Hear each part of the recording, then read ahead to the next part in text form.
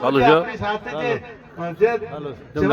Minute બંધ થઈ ગયું શરીરના લીધે આપણે પડે છે ને શરીર છે તો ભગવાન છે, શરીર છે તો બધો પરિવાર છે, અને શરીરમાં જે રહેવા વાળું છે એ તો આખા પાછું થતું જ નથી. મળદામાં ભગવાન હોય, મળદામાં ભગવાન હોય છે, કારણ કે બધા ભૂતોમાં ભગવાન છે તો પછી મળદામ કેમ ના હોય? અણુ અણુમાં કીધો તો પછી મળદામ ના હોય તો ઘણું મોટું હોય. મળદામાં ભગવાન છે પણ કઈક એમાંથી નીકળ્યું છે તો વાત હા 100% સાચી. અને એ જે જ્યુ છે એ જ્યુ છે એ નથી, એને લઈને આપણે શોક ઉત્પન્ન થાય છે. કારણ કે શરીર હોય, શરીર આત્મા હોય છે, મન હોય છે, બુદ્ધિ હોય છે, બધું હોય છે, પણ કોમામ જેલો મોણો હોય ને તો એ આત્મા હોય તો બોલતો નહીં, એ કોમ કરી શકતો નથી. તો એનામ શું ઓછું થાય છે? આત્મા તો છે જ. જો આત્મા જ કોમ કરતો હોય તો આત્મા એનામાં છે. પરમ તત્વ જેને કહે છે તો કઈક એનામાં ઓછું થયું છે, એને લઈને કોમ કરતો બંધ થયો છે. એમ મળદામાં પણ પરમાત્મા તો છે, નથી એવું નથી, પરંતુ એનામાં જે ગુણો હતા એ ગુણો નથી. જે સેવા કરવાના ગુણો હતા એટલે જગત ગુણને પૂજે છે, ગુણને મોને છે, તમન નહીં મોનતું. જો તમન મોનતું હોય તો આગા પાછું થવા દે ના.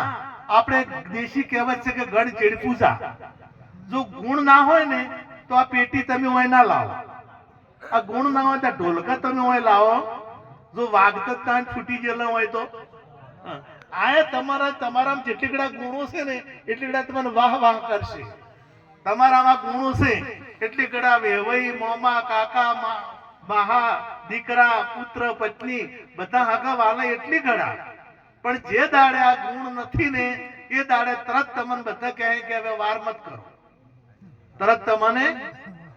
કારણ કે જે છે જો તમે આત્માને કહેતા તો આત્મા જતો નહીં, અને શરીર એમનું એમ છે. જયારે તારા વાલી મરી ગયા ને, વાલીને રામચંદ્ર ભગવાને બાણ માર્યો એટલે વાલીનું મળદું પડ્યું હતું. એટલે તારાએ કીધું કે મને મારી નાખો હવે, કારણ કે હું મારા પતિ વગર રહી શકું એમ નથી. એટલે મારો પતિ એટલે રામચંદ્ર ભગવાને કીધું કે તું રોઈ શીખે ને, જો આ શરીરને રોતી હોય તો એ પડ્યું, અને જો આત્માને રોતી હોય તો આત્માને કોઈ થતું નથી. તું રોવી શીખે ને તો આપણે વિચાર કરો કે આપણે આત્માને કોઈ થતો નથી, શરીર નથી, તો પછી આપણે શોક શેનો ઉત્પન્ન થાય? શોક જે થાય છે એ કઈ વસ્તુનો આપણે શોક ઉભો થાય છે? આપણે દુઃખ કઈ વસ્તુનું ઉભું થાય છે? કારણ કે જે કાર્યશીલ હતું એ કાર્યશીલતા એમાં રહી નથી. અને એનો આપણને, અને જ્યાર સુધી આ કાર્યશીલતા છે, જ્યાર સુધી તમારામાં તમામે તમામ ઇન્દ્રિયો કોમ કરે છે, બધી ઇન્દ્રિયો કોમ કરે છે, એટલી ઘણા તમે ભગવાનનું ભજન કરી કહેવો, અને એટલી વાર તમે પરમાત્માની પ્રાપ્તિ એ કરી શકશો. એટલી વાર તમારે જે કરવું હશે એ કરી શકશો. જો તમે આ ગુણો નહીં હોય ને તો કશું થાય નહીં. અને અત્યારે જો ભગવાનને પ્રાપ્ત કરવા હોય તો કરી શકો. આપણે સામાન્ય વ્યસન છોડી શકતા નથી, અને એક દાડો છોડવાનું એ વાત તો નક્કી કે હરું પારું ગમે એટલા તમે વાલા હશો તો આ શરીર છોડવું પડશે રે. ઘણા ને આપણે કોક કહેતા કે ભાઈ તમારા ગુટકા છે કે તમારા વ્યસન છે તો છોડી મેલો, શું કામ શરીર બગાડો છો? તો એમ કહેતા હોય કે અમારથી છૂટતું, અને તારા બધું ચમચમ છૂટી જાય, પછી એક દાડો બધું નહીં છૂટી જતું. ત્યારે એમ સમજીને અત્યારથી જો કદાચ આપણે જ્યાર સુધી આપણામાં વિકારો ભરેલા છે ને ત્યાર સુધી જ્ઞાન નહીં થાય. જ્યાર સુધી વિકારો છે, અને હમણે વાત કરી હતી મહારાજ સદેવરાવ મહારાજે કે અંતઃકરણો ચોખ્ખા નહીં હોય ને તો કોઈ દાડો આ વસ્તુ ટકશે કોઈ. આપણે જમવું હોય ને થાળી ચોખ્ખી જોવે, અને જો કદાચ થાળી ચોખ્ખી ના હોય અને એવું ખરાબ હોય તો ખાવા જે લઈ એ બગડી જાય. એટલે આમાં જો કદાચ તમે અંતઃકરણ મેલા હોય ને તો અંતઃકરણ મેલા હોય તો જ્ઞાને ડોળ વાળું થઈ જાય. એમાં આપણને ઊંધું સમજાય, હમું કહેતા હોય તો ઊંધું સમજાય. કોઈ સંત મહાપુરુષો હમું કહેતા હોય પણ આપણે અંતઃકરણ મેલા હોય ને તો કદી હમું સમજાય નહીં. કારણ કે જેના અંતઃકરણ મેલ હું દ્રષ્ટો વારંવાર કદાચ બધાને અભેલું હોય છે, પેલા અમે ભણતા હતા ત્યારે 12 થી પરીક્ષા લેવા આવતા, એ પરીક્ષા લેવા આવતા એને ડેપ્યુટી સાહેબ કહેતા. હવે એ પરીક્ષા લેવા સાહેબ આયા અને એક છોકરાને ઊભું કર્યું કે સીતાજીનું સ્વયંવર શું તાર ધનુષ કોણે તોડ્યું હતું? એટલે છોકરું કે મેં નહીં તોડ્યું. એટલે કે આ રામાયણ આપણો મહાન ગ્રંથ છે અને આટલો મોટો ગ્રંથ આપણી ભારતીય સંસ્કૃતિનો જે ગ્રંથ છે અને આ ગ્રંથની મને ખબર નથી. અને ખરેખર આપણા છોકરાને આપણા ગ્રંથોની ખબર છે. આપણને પેલા ક્રિકેટ વાળાની ખબર હોય, પિક્ચર વાળાની ખબર હોય, યુટ્યુબમાં પેલા આવે ને એની બધાને છોકરાને પૂછો તો એની બધાને ખબર હોય. પરંતુ આપણા હાચા સંત મહાપુરુષો, આપણા જે ભગવાન, આપણા કોઈ શાસ્ત્રની, રામાયણની, ગીતાની, મહાભારતની વાતની છે તો એ ખબર હોય છે નહીં. ગમે એટલા હીરાના બધાના જેટલા પિક્ચરોના હીરો છે ને એના બધાના નામ આવડે, પણ આપણો કે રોમના બાપાનું નામ શું? તો રોમના બાપાનું નામ આવડતું હતું, કારણ કે આપણે એટલા કાચા છે. આપણા ઘરમાં ખરેખર આપણા ગ્રંથોનું જ્ઞાન આપણને હોવું જોઈએ, આપણી સંસ્કૃતિનું જ્ઞાન આપણને હોવું જોઈએ. આપણે કોણ છે?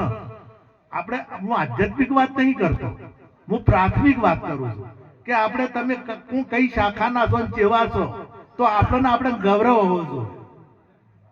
જો ક્ષત્રિય હોય કે શુદ્ર હોય કે બ્રાહ્મણ હોય કે વૈશ્ય હોય, કોઈ ઊંચ નીચ છે નહીં, એ ક્રમને લઈને છે. તો તમે ક્ષત્રિયનો ધર્મ શું છે એ આપણે તો ભૂલી ગયા અને આપણને ખબર ના હોય. આમ તો જુદા નથી.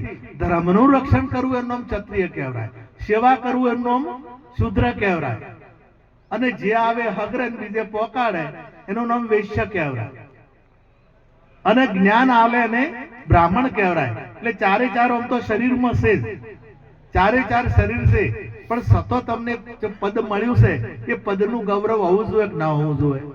તમે ભગત થયા છો તો ભક્તનું ગૌરવ હોવું જોઈએ આપણને કે મારાથી આ ના થાય, મારાથી આ કરાય નહીં, હું જેમ તેમ બોલી શકું નહીં, હું જેવું તેવું વાપરી શકું નહીં, એવું આપણને ગૌરવ હોવું જોઈએ. આપણને ખુમારી હોવી જોઈએ, અને આપણે ખુમારી ના હોય તો આ બધું નકામું છે. તમે કોઈ પણ જો કદાચ ખુમારી કોઈ વાતની ખુમારી જ ના હોય તો પછી તો અઢાર ચાકડોળ જેવું છે. ઓમ કરો તો ઓમ જાય, ઓમ કરો તો ઓમ જાય. એવું આપણું જીવન હોવું જોઈએ નહીં, ખુમારી વાળું જીવન હોવું જોઈએ. એટલે આપણા ધર્મ ગ્રંથોની ખબર આપણને હોવી જોઈએ. પેલા બાળકને પૂછું કે સીતાજીનું સ્વયંવર કોણે, સીતાજીનું ધનુષ કોણે તોડ્યું હતું સ્વયંવરમાં? તો છોકરું કે મને ખબર નહીં. તો કે લાવો હું શિક્ષકને બોલાવો. શિક્ષકને બોલાયો. શિક્ષકને પૂછું કે તે આમાં ભણાયા છે? મેં આપણો મહાન ગ્રંથ છે અને એ મહાન ગ્રંથનું એક પ્રશ્ન પૂછો છે કે સીતાજીનું સ્વયંવર થયું તાર ધનુષ કોણે તોડ્યું? તો છોકરું કે મેં નહીં તોડ્યું. તો તમે આવું ભણાવો છો? સાહેબ કે છોકરું તોડે એવું નહીં. હવે સાહેબ એ ભણાવવા વાળો એવો કે, અને જો ભણાવવા વાળા જ આપણને એવા મળે તો પાછા આપણને એવું જ ભણાવે કે? એટલે ભણાવવા વાળા જો બરાબર ના મળ્યા તો વિદ્યાર્થીનું સત્યાનાશ. આચાર્ય કોઈ દાડો મેઠો, જે 3 જણા મેઠા ના હોવા જોઈએ, 3 જણા આચાર્ય મેઠો ના હોવો જોઈએ, વૈદ મેઠો ના હોવો જોઈએ, અને સચિવ મેઠો ના હોવો જોઈએ. આ 3 મેઠા હોય ને, જો રાજાનો સચિવ મેઠો હોય ને તો પ્રજાનું સત્યાનાશ વાળે, અને આચાર્ય મેઠો હોય ને તો ભક્તનું સત્યાનાશ વાળે, અને જો વૈદ મેઠો હોય ને તો દર્દીનું સત્યાનાશ વાળે. કારણ કે વૈદ મેઠો હોય તો પેલા દર્દીને તો જે ના ખાવાનું એ કે, અને ભાવતું હોય પેલો છે નો ચીડ મેલે. હવે મેઠો રહેવાને તો સારું રહેવું હોય તો પછી કે તમે તાર બધું ખાજો, તો સત્ય એના અંદર દ્રોહ જાય કોઈ દાડો. અને આચાર્ય જો શિક્ષક કોઈ આચાર્ય હોય, અરે આ આચાર્ય હોય અને જો મેઠા રહી પપ્પાઈ કરે તો પેલાનો કોઈ દાડો મેળ આવે ના મેળ આવે.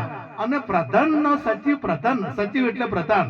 હવે રાજાનું મોટું આખું સંચાલન કરતો હોય ને તો એ પ્રધાનના હાથમાં હોય, અને આપણે જે મોટા મંત્રીઓ છે ને, મંત્રીને બધાને સચિવ હોય કે, અને બધું સંચાલન તો મંત્રીને કોઈ ખબર જ હોતી નહીં. મંત્રી તો ઘણા ભણે હોય છે, પણ સંચાલન કોણ કરે? સચિવ કરતો હોય. જો સચિવ મેઠો હોય ને તો પ્રજાનું સત્યાનાશ વાળે.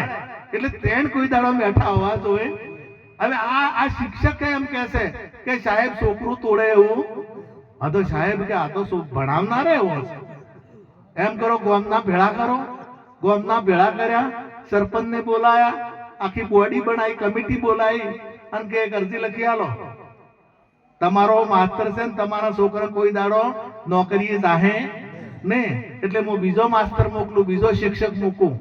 કે સાહેબ શું છું, આ તો અમાર કાયમી નહીં ને છોકરા ને ના સાહેબ કોઈ દાડો ડખો થયો જ નથી. આ નવું શું લાવ્યું તમે? કે મેં એક પ્રશ્ન પૂછો છે, એનો જવાબ આપી શકતા નથી. તો એવું શું પ્રશ્ન છે કે આ મેં પૂછ્યું હતું કે સીતાજીનું સ્વયંવર શું ધનુષ કોણે તોડ્યું હતું? તો છોકરું કે મેં નહીં તોડ્યું. અને તમારા સાહેબને પૂછું તો સાહેબ એમ કહેશે કે છોકરું તોડે એવું નહીં. અને પેલા બધા આયા હતા ને સરપંચ ને બધાએ, એ કે હાસી વાત છે, છોકરું તોડે એવું નથી. અને સાહેબને બધી ખબર હોય, સાહેબ એના ઘરના જોડે રહેશે, એટલે સાહેબને ખબર હોય તોડ્યું હોય કે ના તોડ્યું હોય. અને કદાચ ભૂલે ચૂકે તૂટી ગયું હોય ને તો અમે ફાળો કરી નવું કરી હાલ, પણ આ ડખો મટાડો. પણ તો પેલા સાહેબને ચક્કર ચડ્યા કે ભણાવવા વાળા એ તો એવા દેવા, પણ આ તો ગોમે આખું બેઠું રહેલું. હું એને વાત કઈ રીતના સમજાવી? હવે તેનું ગોમ એટલે હું કોઈ ગોમની વાત કરતો નથી, પણ આપણું આ ગોમ છે. અને આમ મન, બુદ્ધિ, ચિત્ત ને અહંકાર, આ અંતઃકરણો જો ઊંધા હોય તો તમે કોઈ કાળે આ સાચી વાત સમજાય એવી નથી. એટલે સાચી વાત સમજવા માટે અંતઃકરણ ચોખ્ખા જોવું છે. અંતઃકરણ ચોખ્ખા હશે તો વાત સત્ય સમજાશે. બે માર્ગો છે, શ્રેય માર્ગ અને પ્રેય માર્ગ. બે માર્ગો છે. આપણે એક પેલી ખિસકોલી જાતી હતી, અને ખિસકોલી ગાડી નેચરપી લઈને મરી ગઈ. હવે આવામાં ગાડી બે કોક સંતો બેઠા હતા, ડ્રાઈવરે બેઠા હતા, અને બીજા બે ત્રણ જણા બેઠા હતા. એટલે મહાત્માએ પૂછ્યું કે આ ખિસકોલી કઈ રીતના મરી, આ ખલી કઈ રીતના મરી? એટલે એક જણે કીધું, ડ્રાઈવરે કીધું કે ટાયર ને મરી. ફેર મહારાજે પૂછ્યું કે આ ખિસકોલી કઈ રીતના મરી ગઈ? એટલે મહારાજે પેલા ડ્રાઈવરે ફેર કીધું કે ટાયર ને પી લઈને મરી ગઈ.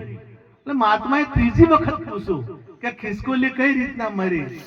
એટલે બીજો બેઠો કે બાપુ અમન તો એવું દેખાય છે કે આ ખિસકોલી ટાયર ને મરી ગઈ, પણ તમે વારંવાર પૂછો છો એટલે કોક હશે. તમે શું કહેવા માંગો છો? કે ટાયર ને સાચી વાત છે, પરંતુ ખિસકોલી આમ જતી હતી, એટલે ગાડી આપણી ભાગમાં જતી હતી, ડ્રાઈવરે ગાડીઓ મળી, ગાડી મળી એટલે ખિસકોલીએ પાછી વળી, અને પાછી ડ્રાઈવરે ગાડી મળી. એટલે ત્રીજી વખત તમે ગાડી મળી અને ખિસકોલી ટાયર ને કારણ કે 3 વખત એની આગા પાછી અડીઓ કરી, એ દિશા નક્કી ના કરી શકી. ખિસકોલી દિશા નક્કી ના કરી શકી. જો એની દિશા નક્કી કરી હોત ને જતી રહી હોત તો ખિસકોલી મરોત નહીં. એટલે દિશા નક્કી ના કરી શકી. એમ બે માર્ગો છે, એક શ્રેય માર્ગ અને એક પ્રેય માર્ગ. એક અમરતા તરફે જાય છે અને મૃત્યુ તરફે જાય છે. શ્રેય માર્ગ ને પ્રેય માર્ગ એટલે એક વ્યવહારોનો માર્ગ છે. તમારે વ્યવહારે સાચવવા પડશે, તમારા વ્યવહારમાં આવતું છે બધું કરવું પડશે.